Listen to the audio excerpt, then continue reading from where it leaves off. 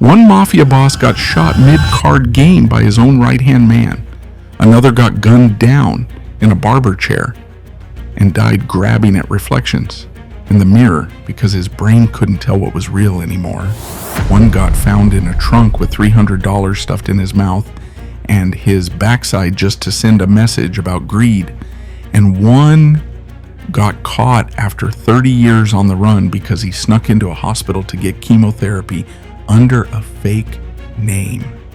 Being a mafia boss is the most dangerous job in the world, not because of the cops, not because of the feds, because of the guy sitting right next to you, the guy you eat dinner with, the guy you promoted, the guy who calls you boss to your face and plots your funeral behind your back. 14 bosses. Every single one of them thought they'd be the one to beat the game. None of them did. This is how every mafia boss died. Before we get into the bodies, you need to understand one thing.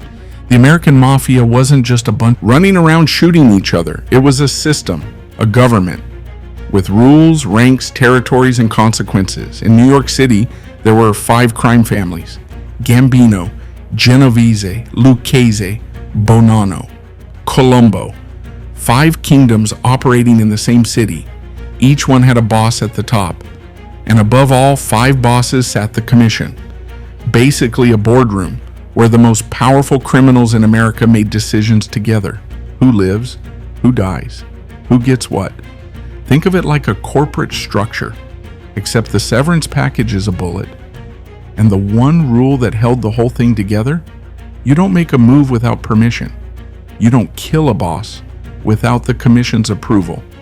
You don't go rogue, you don't get greedy, you don't draw attention. Every single boss who died violently broke at least one of those rules. Now, let's start at the beginning. And the beginning is a card game. Giuseppe, Joe the Boss, Masseria, April 15th, 1931. Coney Island, Giuseppe Masseria. Joe the Boss was sitting in a restaurant called Nuova Villa Tamaro, playing cards with his most trusted lieutenant, Lucky Luciano. Halfway through the game, Luciano gets up, says he needs the restroom. The second that door closes behind him, gunmen rush in and open fire. Masseria takes bullets to the head, back, and chest. Collapses over the table, dead. Now think about that. His own guy, the man sitting across from him, set the whole thing up and casually walked to the bathroom so he wouldn't catch a stray. That's cold. Masseria ran what would later become the Genovese crime family and was basically the king of New York. But he'd gotten into a brutal war with a rival named Salvatore Maranzano, the Castellamarese War, and he was losing badly. Luciano could see the ship sinking, so he did what Luciano always did. He made a deal. Went to Maranzano behind Masseria's back and said, "Give me his territory and I'll hand him to you." Maranzano said yes. And the shooters Luciano sent that day: Albert Anastasia, Vito Genovese, Bugsy Siegel. 3 future bosses pulled the trigger on their own leader. Masseria's death ended the war and gave Maranzano the title boss of all bosses. But here's the thing about Luciano. He didn't make that deal because he was loyal to Maranzano. He made it because Maranzano was useful. For now. That for now lasted about 5 months. Crazy, right? Salvatore Maranzano, 5 months. That's how long Salvatore Maranzano got to enjoy being the most powerful man in organized crime. September 10th, 1931. Maranzano is sitting in his Manhattan office inside the New York Central building. He's actually called a meeting with Lucky Luciano and Vito Genovese that day. Sounds routine, except Maranzano's real plan was to have Luciano killed at that meeting. Small problem though, Luciano already knew about it. 4 men disguised as tax agents walk into the building, flash fake badges, disarm the guards, and rush straight into Maranzano's office. They stab him multiple times, then shoot him, boss of all bosses, dead at his own desk. And honestly, he kind of brought it on himself. After winning the Castellamarese War, Maranzano reorganized the entire New York Mafia into the 5 families: Gambino, Genovese, Lucchese, Bonanno Colombo, which was actually smart. But then he did something incredibly stupid. He crowned himself boss of all bosses, made every family pay him tribute, started comparing himself to Julius Caesar, talking about running the mafia like the Roman Empire. The man literally modeled his criminal empire after ancient Rome. You can't make this stuff up. The younger guys, Luciano Genovese Castello, looked at this and thought, yeah, no. He also couldn't stand that Luciano worked with non-Italian gangsters like Meyer Lansky and Bugsy Siegel. When Maranzano finally realized Luciano was turning on him, he panicked and hired an Irish hitman named Mad Dog Call to take Luciano out first. But Luciano moved faster. He always moved faster. With Maranzano gone, Luciano didn't take the crown for himself. He destroyed it. No more boss of all bosses. Instead, he built something completely new. The Commission. A table where the 5 family bosses sat as equals. We'll get into how that worked soon. But just remember this. 2 bosses dead in 5 months. Both betrayed by the same man. And that man is still standing. Benjamin Bugsy Siegel. October 25th, 1957, Park Sheraton Hotel, Midtown Manhattan. Albert Anastasia walks into the barber shop, sits in the chair, probably thinking about nothing more than a shave and a trim. 2 masked men rush in, shove the barber out of the way, and start shooting. Anastasia jumps out of the chair and lunges forward, but not at the shooters, at the mirror. He's grabbing at their reflections. His brain couldn't tell the difference. They kept firing until he hit the floor. That's how the Lord High Executioner died, swinging at shadows. And look, if there was ever a man who had it coming, it was this guy. Anastasia co-founded and ran Murder Incorporated. That wasn't a nickname. That was literally a business, a group of professional killers that the Mafia hired out like a service. Need someone dead? Call Murder Inc. Anastasia ran that operation. He also controlled most of New York's waterfront and eventually became boss of what we now call the Gambino crime family. But power made him sloppy. He started selling Mafia memberships for cash. Actual memberships, like it was a country club. His gambling debts were piling up. He was making moves without asking anyone. And the people around him, specifically Vito Genovese and Anastasia's own underboss Carlo Gambino, saw an opportunity. Gambino quietly sided with Genovese. They agreed that Anastasia had to go and that Gambino would take over once he was removed. That barbershop visit, it was the last appointment Anastasia ever kept. And Carlo Gambino, he walked right into the boss's chair. The family still carries his name today. Angelo the Gentle Don Bruno. 20 years. Angelo Bruno ran the Philadelphia crime family for 20 years without a single war. In the Mafia, 20 years apiece. Let that register for a second, because almost nobody else on this list made it past 5. They called him the Gentle Don. His whole thing was keeping things quiet. No drama. No headlines, no unnecessary blood, just money moving smoothly and everyone staying alive. Then the drug trade exploded. Heroin, cocaine, stupid amounts of cash flooding into every family in New York. And Bruno told his guys, no, we don't touch it. Too much heat, too much risk. His men watched other families get rich and started asking themselves why they were the only ones playing it safe. March 21st, 1980. South Philadelphia. Bruno finishes dinner at a friend's house, gets in his car, parks outside his own home, same street he's parked on 1,000 times. Someone walks up to the passenger window and puts a shotgun behind his ear. One shot, 20 years apiece, erased like that. The man behind it was his own consigliere, Antonio Caponegro, Tony Bananas. He thought removing Bruno would put him next in line. He thought the commission would approve after the fact. They didn't. 28 days later, Tony was found in a trunk in the South Bronx. 14 wounds, bullets and blade marks everywhere, and $300 stuffed into his mouth and his backside. That's Mafia language. That means greed. You took what wasn't yours, and now everyone who looks at your body knows exactly why you're in this trunk. Bruno survived 2 decades by being patient. Tony Bananas couldn't survive 1 month being greedy. Carmine. The Cigar Galante, July 12, 1979, Bushwick, Brooklyn. A little Italian restaurant called Joe and Mary's. Carmine Galante is eating lunch in the back garden. Sun's out, plate in front of him, cigar in his mouth. Bodyguards at the table. Regular afternoon for a man who thought he was untouchable. 4 gunmen walk in with automatic weapons. The bodyguards, they already knew. They'd been told what was coming. When the shooting started, they stepped aside, not far enough though. 2 of them still got hit. Galante took so many bullets, the coroner lost count. He fell backward, landed on his back, eyes wide open. And that cigar? Still in his mouth, that image. Galante dead on the ground, eyes staring at nothing, cigar hanging from his lips. Became one of the most famous crime scene photos ever taken. But why did everybody want this man dead? Because Galante had zero respect for the rules.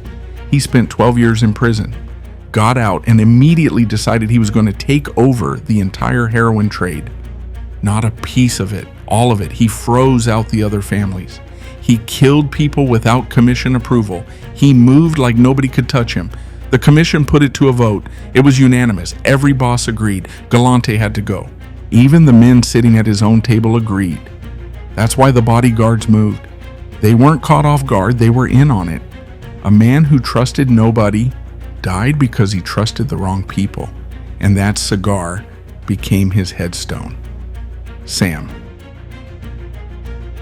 Momo Giancana. Okay, this one is going to sound fake. It's not.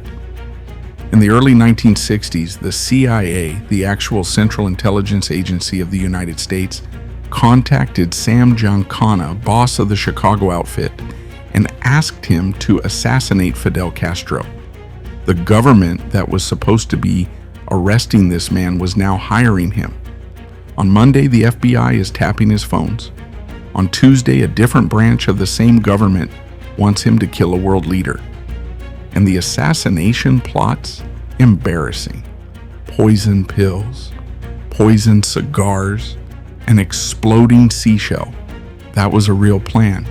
Put a bomb in a seashell and leave it where Castro goes diving. Real adults in the United States government approved that. None of it worked. Castro died of old age. But Giancana now had receipts. He knew what the CIA did in the dark. Names, operations, details, and that knowledge was a ticking bomb. The Senate forms a committee to investigate CIA abuses. They want Giancana to testify under oath, on camera, everything he knows about to become public.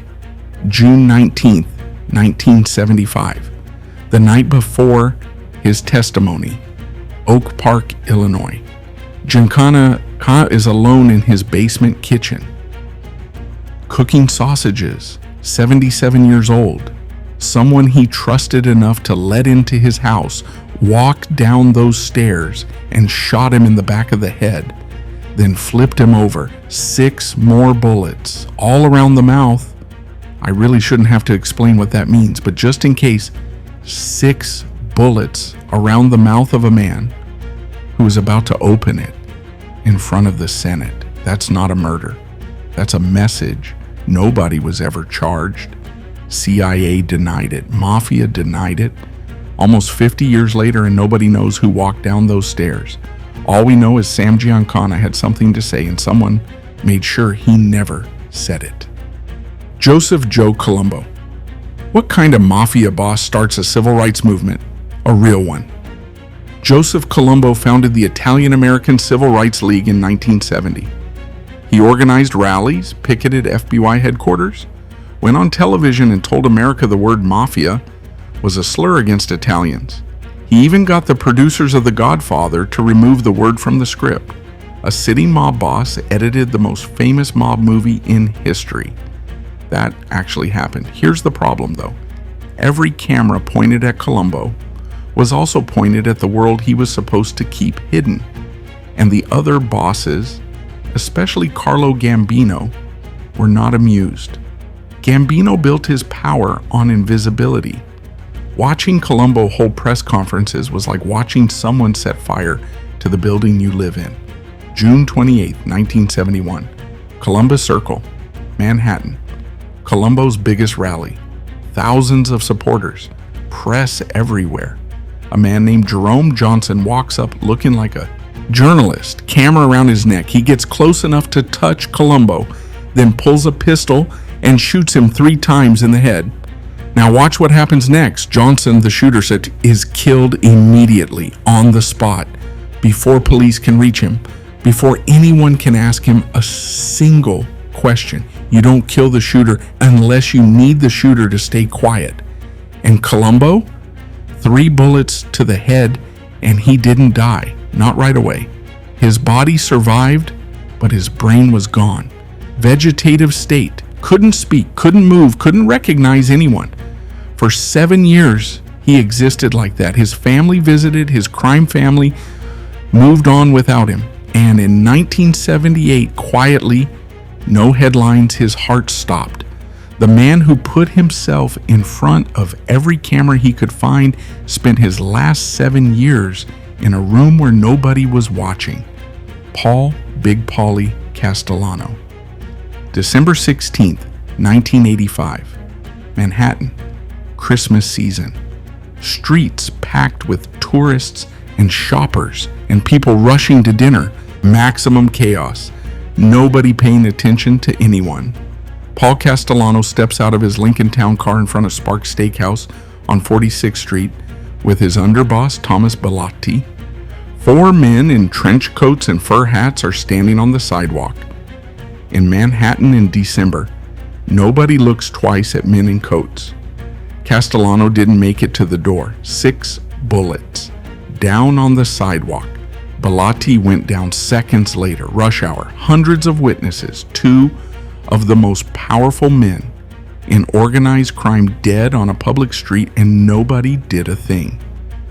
And parked across the street, John Gotti, watching. He needed to see it with his own eyes. When both men were down, Gotti drove past the bodies slowly, then went to have dinner somewhere else. That's the kind of man John Gotti was.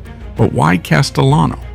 The man inherited the Gambino family, the biggest, most powerful crime organization in America, and turned it into a business. Construction contracts, union deals, real estate.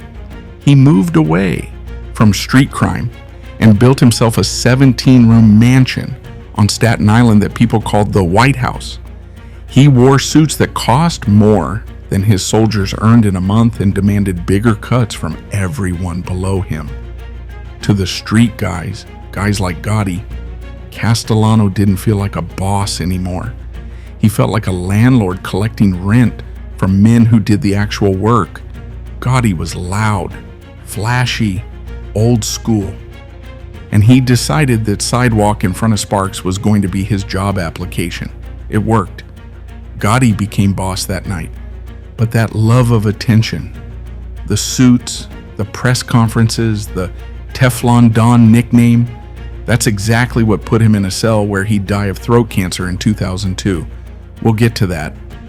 Vincent the Chin Gigante.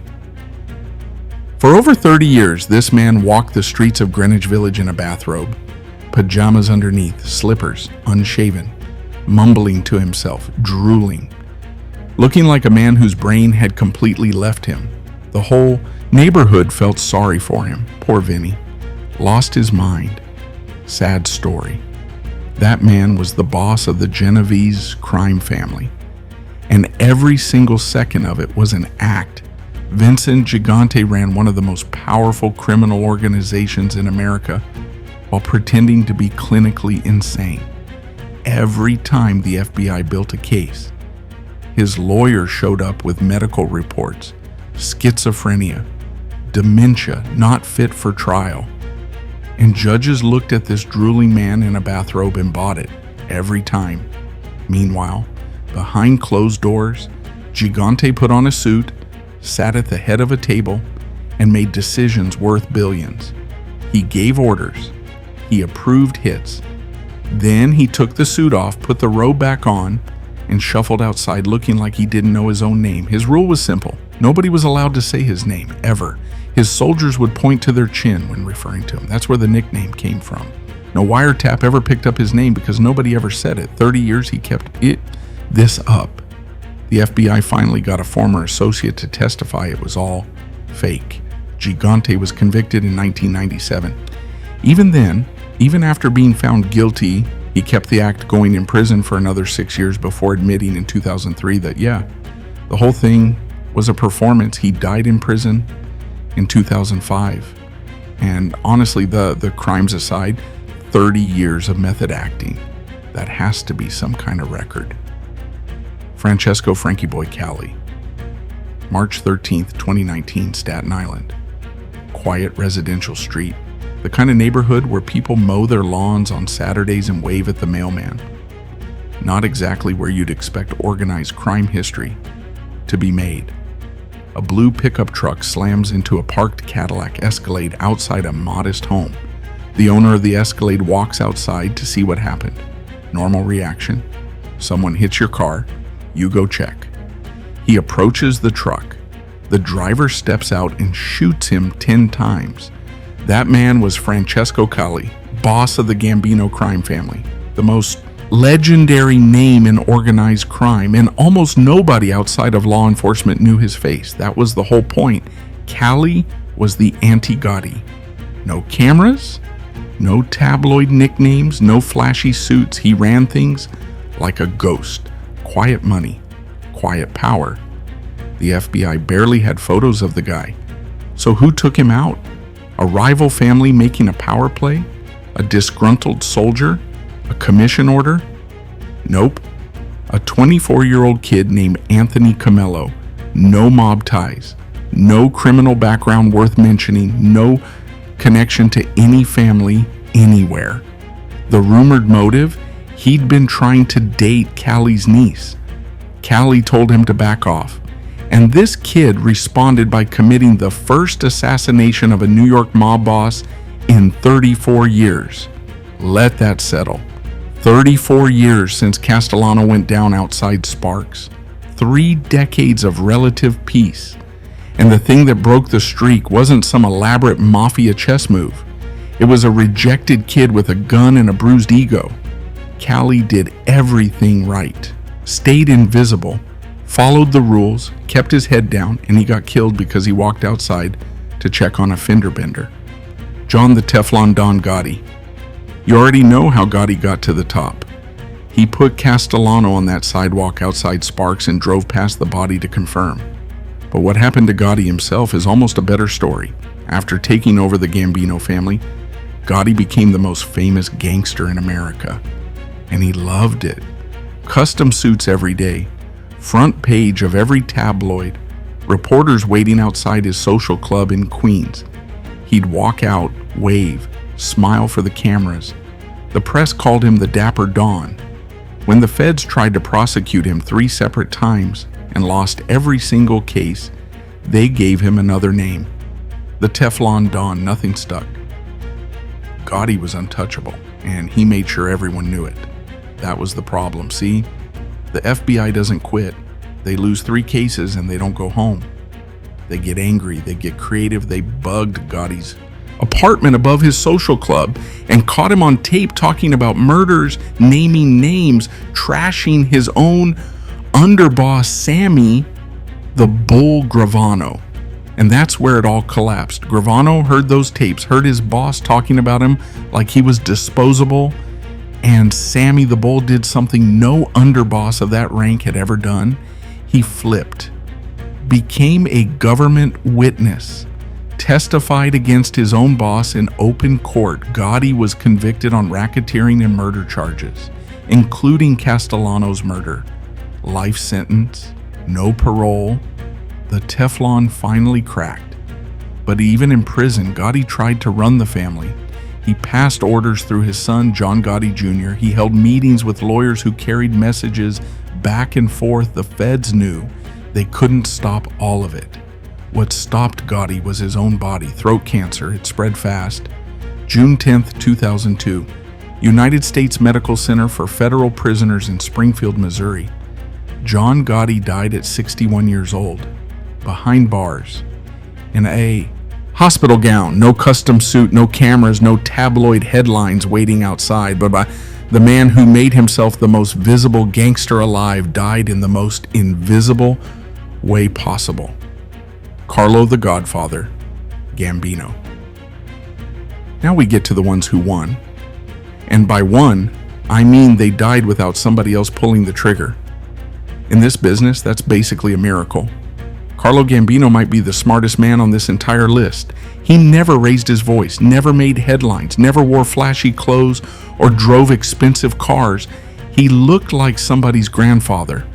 Short, thin, quiet. The kind of man you'd walk past on the street without a second glance. He was also the most powerful mafia boss in American history. After Anastasia got killed in that barber chair, a hit Gambino helped arrange, by the way, he took over the family and ran it for nearly 2 decades. And the way he ran it was almost boring. No wars, no public assassinations, no drama, just money flowing steadily and quietly into everything. Construction, unions, trucking, the waterfront. Gambino had his hands in so many legitimate businesses that the line between his legal income and his illegal income basically didn't exist. The FBI spent years trying to build a case. They never could. Gambino was too careful, too quiet, too patient. In his entire criminal career, which spanned over 50 years, he served a total of 22 months in prison for a tax charge in 1937. That's it. October 15th, 1976. Massapequa, New York. His home. Carlo Gambino died of a heart attack at 74 years old. In his bed, surrounded by family. About 150 people showed up to his funeral, including most of the top mafia figures in the country. No bullets, no ambush, no prison cell. A heart attack in his own home after 50 years of crime. The man beat the game. The family still carries his name. Charles Lucky Luciano. If Gambino was the smartest, Luciano was the most important. This is the man who built the whole system, the commission, the 5 families, the structure that every single boss on this list operated within. Without Luciano, the American Mafia as we know it doesn't exist. He betrayed Masseria, then betrayed Maranzano. Then instead of crowning himself king, he built a table where the bosses sat as equals. That's vision. Everybody else was playing checkers. Luciano was designing the board. His downfall wasn't a bullet or a rival. It was a prosecutor named Thomas Dewey who convicted him of running a prostitution ring in 1936. Luciano got 30 to 50 years. But even from prison, he ran things. During World War II, the U.S. government actually came to him for help. They needed the mob to protect the New York waterfront from enemy sabotage and to assist with the invasion of Sicily. A convicted gangster helping the military. Again, this stuff sounds made up. It's not. In 1946, the government commuted his sentence on the condition that he be deported to Italy and never come back. Luciano agreed. He spent the rest of his life in Naples, still connected, still consulted, still respected, but never allowed to set foot in America again. January 26, 1962, Naples International Airport. Luciano was there to meet a movie producer who was supposedly making a film about his life. He collapsed in the terminal, heart attack, dead at 64. The father of the modern American Mafia died in an airport in a country that wasn't his. Not shot, not stabbed, not betrayed. His heart just stopped. After everything he'd done, and every murder he ordered, every boss he outsmarted, every system he built, his body just decided it was done. They brought his body back to America for burial. Over 2,000 people showed up. Even in death, Luciano came home. Matteo Diabolique Messina Denaro, last one. And in some ways, this might be the strangest ending on the entire list. Matteo Messina Denaro was the last known boss of all bosses of the Sicilian Mafia. They called him Diabolic after a comic book villain. He drove Porsches, wore Armani, collected Rolex watches, Ray-Ban sunglasses. The man looked more like a fashion model than a crime lord. He once bragged, "I filled a cemetery all by myself." He wasn't exaggerating. Messina Denaro was connected to some of the worst acts of mafia violence in Italian history: the Falcone and Borsellino bombings, the 1993 attacks in Florence, Milan, and Rome that killed 10 people and damaged the Uffizi Gallery. He strangled a rival boss and then murdered the man's pregnant girlfriend. He ordered the kidnapping of a young boy, the son of a mafia informant, who was held captive for over 2 years before being strangled and dissolved in acid. The boy was 11 years old. This man was evil in a way that most people on this list can't touch. And for 30 years, nobody could find him. 30 years. The most wanted man in Italy, then Europe, then the world, on the run since 1993. Interpol, Europol, Italian military police. Everyone was looking. He was a ghost. Then in January 2023, they found him. And how they found him is almost unbelievable. He was at a private medical clinic in Palermo, getting chemotherapy under a fake name, colon cancer. The man who evaded every intelligence agency on the planet for 3 decades got caught because his own body betrayed him. He needed treatment badly enough to risk walking into a hospital, and that's where they were waiting. He was arrested, convicted, sentenced, and he never said a word, never cooperated, never broke omerta. September 25th, 2023, 9 months after his capture, Messina Denaro fell into a coma in a prison hospital. He never woke up, dead at 61, 30 years of running, caught by cancer, dead within a year. The last boss of all bosses didn't go out in a hail of bullets or a dramatic betrayal. He went out in a hospital bed, hooked up to machines with guards outside his door. The Mafia's final king died the way the Mafia itself is dying, quietly, slowly, with nobody left to carry the name. 14 bosses, 14 endings, not a single happy one. Some got shot by strangers. Most got shot by friends. A few made it to prison and never came out. And the ones who died of natural causes, they spent every single day of their lives wondering if today was the day somebody they trusted would decide they'd be better off dead. That's the part the movies don't show you. It's not the bullets that make this life a death sentence, it's the paranoia. Every meal, every car ride, every knock on the door. The call was always coming from inside the house. That's how every mafia boss died.